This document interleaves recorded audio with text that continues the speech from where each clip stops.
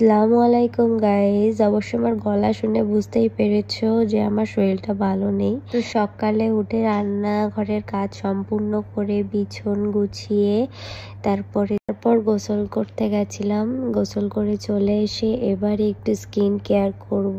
তো চলো, প্রথমেই নিয়ে নিয়েছি টোনারটাকে ভালো করে মুখে অ্যাপ্লাই করে দিয়েছি।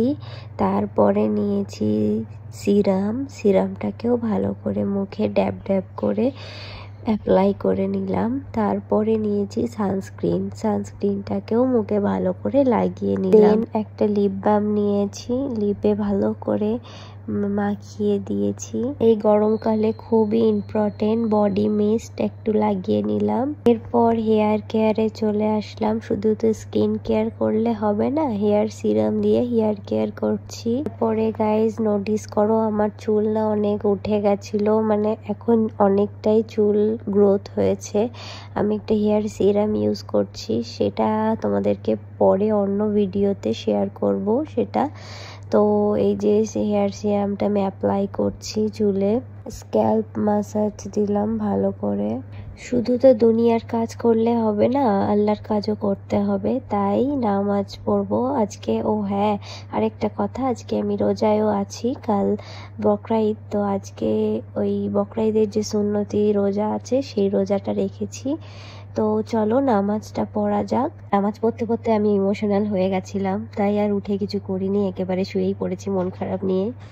নামাজ পড়ার পরে উঠে পড়েছি, অনেক দোয়া করেছি। কালকে যেসব পশুরা আছে যারা জবাই হবে, গরু, দুব্বা, ছাগল, এইগুলো, তো তাদের জন্য অনেক দোয়া করলাম। তাদের কথা ভেবে না আমার জাস্ট নিজেকে কন্ট্রোলই করতে পারছি না। আমি এতক্ষণ শুয়েছিলাম, ঘুম তো আসেইনি, ফোন নিয়ে বসেছিলাম।